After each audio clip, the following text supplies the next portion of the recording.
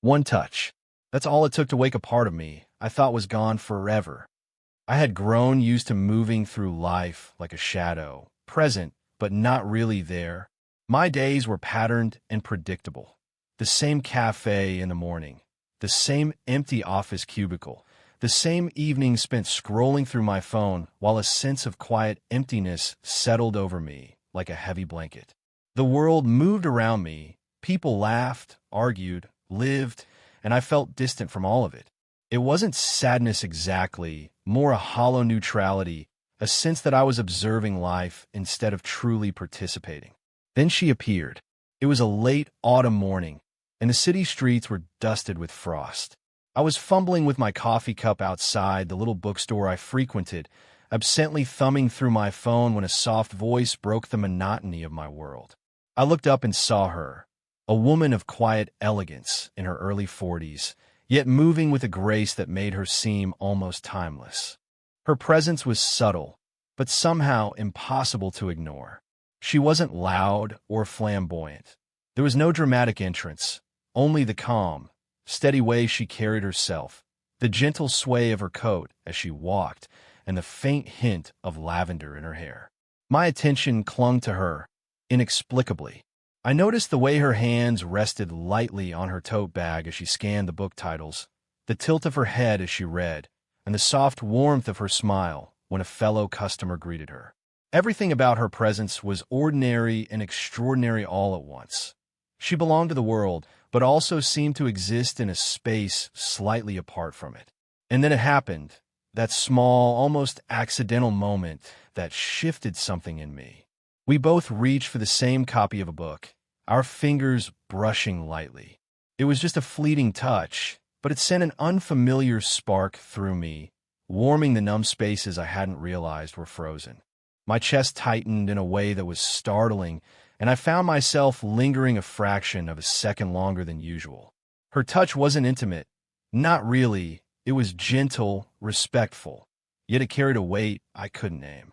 I stepped back, embarrassed by my own reaction, yet I couldn't shake the sudden awareness that my world had shifted subtly but irrevocably.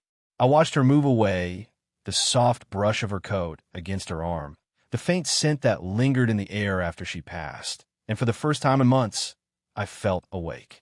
Not entirely, but enough that I noticed the crispness of the autumn air, the chatter of people walking by, the golden light filtering through the bookstore window. There was something about her, the kind of presence that doesn't demand attention but quietly insists on it, the kind that makes you notice yourself again. And for reasons I didn't yet understand, I knew this was the beginning of something. Something slow, something tender, something that might just bring me back to life. After that first accidental brush of fingers in the bookstore, I began noticing her in ways I hadn't anticipated. It wasn't that she sought my attention, far from it. She moved through her world quietly, confidently, like a gentle force that simply existed, fully herself. But somehow, our paths began to intersect with unnerving frequency, and each encounter felt like a subtle nudge, coaxing me out of the numbness I'd grown accustomed to. The first real conversation happened at the cafe near the park, a place I had claimed as my solitary refuge. She sat at a corner table, a leather-bound notebook open before her, scribbling lightly with a fountain pen. I noticed her pause and glance up, eyes catching mine for a moment. There was no expectation in that look, no demand, only recognition, quiet and unassuming. Something in that small acknowledgement made my pulse tighten. "Is this seat taken?" I asked, my voice steadier than I felt. She shook her head with a soft smile, and as I slid into the chair opposite her, a warmth spread from my chest down to my fingers, resting lightly on the edge of the table. Our conversation began cautiously, trivial at first, about books and weather, about little things that were safe to discuss. Yet, beneath the words, there was an invisible tension, a subtle awareness of proximity. When she laughed at something I said, her hand brushed mine as she tucked a stray strand of hair behind her ear. The touch was fleeting, delicate, but it lingered in my memory long after. Her skin was warm, softer than I had expected, and the faint pressure of her fingers against mine sent ripples of awareness through me. It was both exhilarating and terrifying.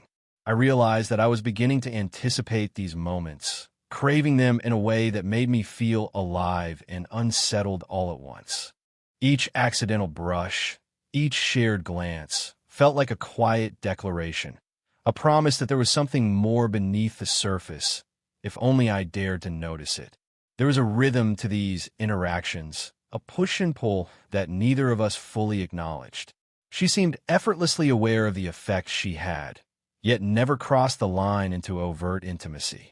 And I, unprepared for the stirring of my own emotions, found myself both drawn and hesitant, caught in a strange state between fear and fascination.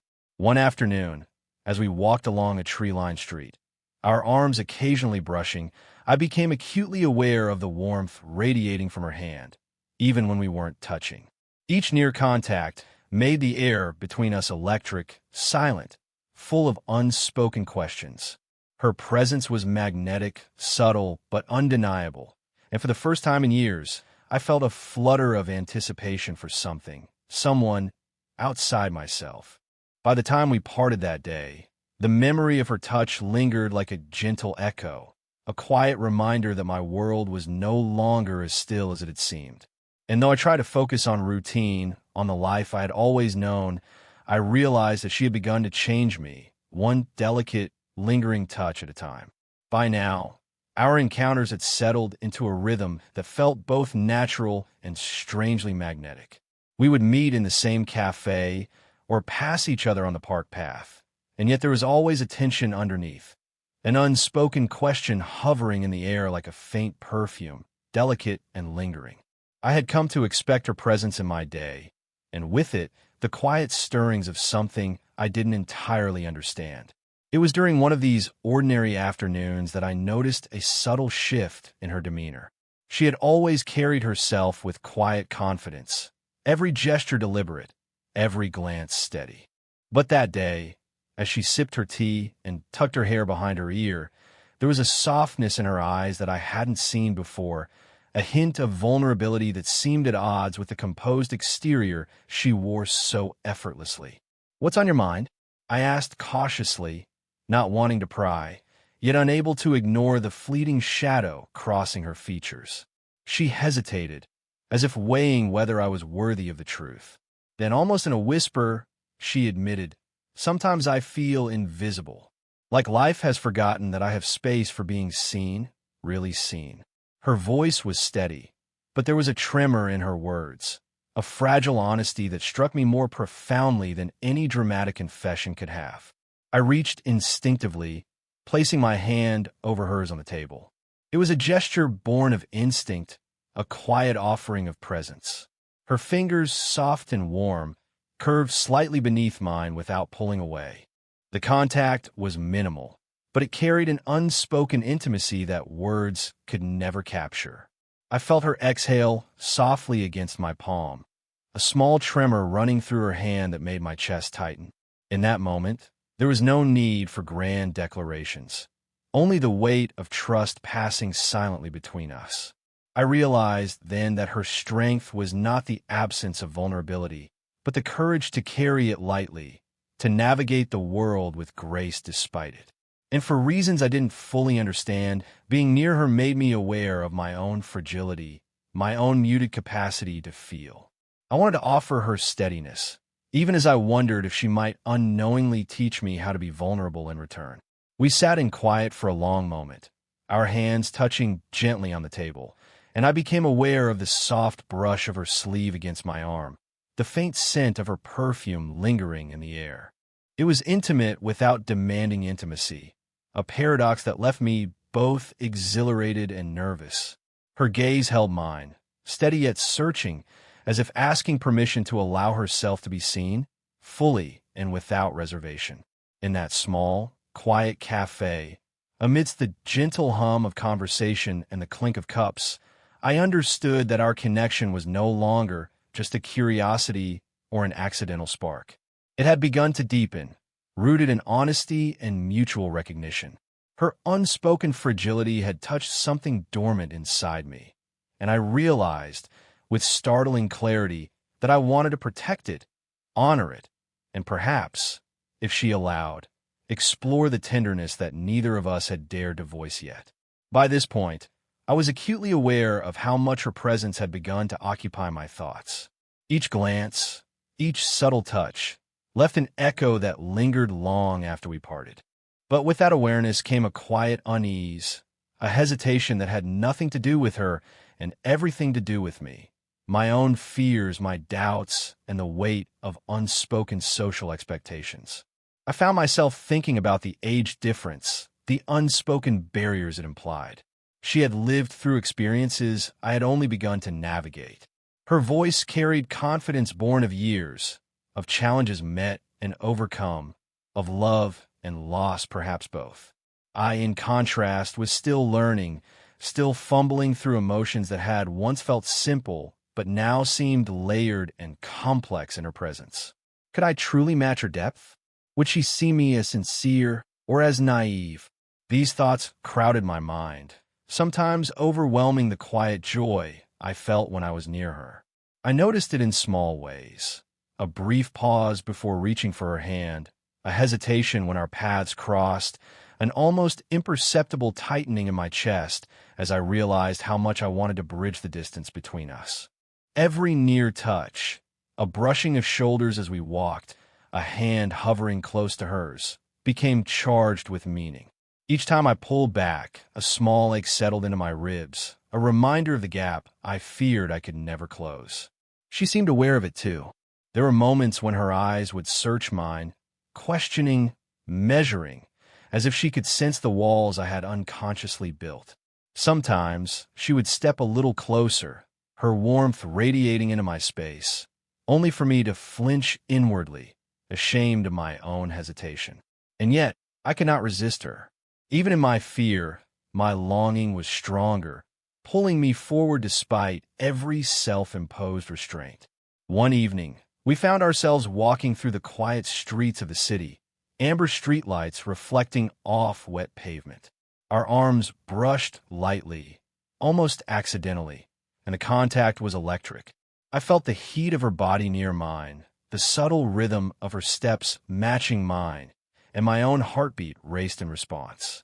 But instead of reaching for her, I pulled slightly back, struggling with the silent questions that churned in my mind. Was I imposing? Was I overstepping? Was it foolish to feel so deeply for someone whose life had already unfolded so differently? She sensed the distance, and for a moment, a flicker of sadness crossed her face. It was fleeting, but enough to make my hesitation feel like betrayal. I wanted to assure her, to reach out and erase the invisible wall I had erected, but fear held me frozen. My mind spun with scenarios, every one of them a mixture of desire and dread, hope and self-doubt. By the time we parted that night, the tension hung between us like a tangible presence, heavy, charged, unresolved. I walked home acutely aware of the silence, the empty apartment now seeming colder, lonelier. And yet, in that silence, I realized something profound. The conflict within me was not a warning to turn away, but a sign that my emotions had deepened beyond casual curiosity. The struggle was proof that what I felt for her mattered, that it was real, and that, despite the fear, I could not ignore it. The tension between us had been building quietly, like the air before a storm. Every glance, every near touch had been a whisper of what could be delicate, fragile, and laden with meaning. I felt it in the brush of her sleeve against my arm, in the lingering warmth of her hand near mine, in the way her eyes seemed to search mine without words. And yet, despite the longing, neither of us had fully crossed the threshold. Until that day. It happened on a late afternoon in the park, when the light had softened to a golden haze, and the city noise seemed to fade into a gentle hum.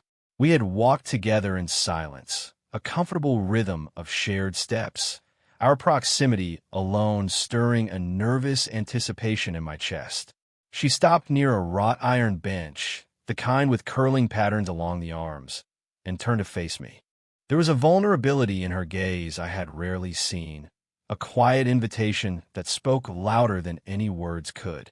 "You always notice the little things," she said softly, almost as if confessing a secret. Her fingers lingered near mine, hovering over the back of the bench. The world felt still. I wanted to respond, to reach for her, but part of me froze, trapped by the awareness of what this gesture could mean. And then she did it. Slowly, deliberately, she placed her hand in mine. The warmth of her palm was immediate, and it carried with it a weight of intention that I had been both craving and fearing. Our fingers intertwined loosely, her grip gentle but steady, and I felt a surge of awareness that left me breathless. Her touch was electrifying, yet safe, a paradox that made my chest ache and my mind reel all at once. She stepped closer, just enough for the curve of her shoulder to brush mine, the soft scent of her perfume enveloping me like a delicate veil. I became aware of her heartbeat through her touch, a quiet rhythm that seemed to echo the unspoken connection we had been building. When she rested her head lightly against my shoulder, the warmth of her hair brushing my jaw, the softness of her cheek against me, it felt as if time itself had slowed. Every detail was amplified. The warmth of the fading sun on our skin, the gentle rustle of leaves, the distant laughter of children playing. I closed my eyes for a moment, letting the sensation wash over me.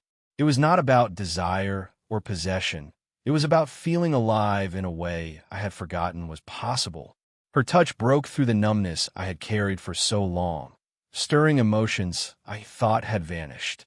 It was a revelation, quiet but profound, a single gesture that said everything words could not. For the first time, I realized that being near her wasn't just comforting, it was transformative. Her presence, her touch, her subtle warmth had ignited something dormant inside me. And as we stood there, hand in hand, the world around us faded to a soft blur, leaving only the steady rhythm of two hearts cautiously, beautifully, daring to meet. After that quiet, transformative moment in the park, there was a new weight to our connection, one neither of us could ignore. The air between us had shifted, charged with unspoken emotion, yet it was still tempered with caution. Both of us were aware of the significance of our bond, and yet neither wanted to rush, to force words that might disrupt the delicate balance we had built. It was during one of our evening walks along the riverfront that the conversation finally began. The city lights shimmered on the water's surface, casting a golden reflection that seemed to slow time itself.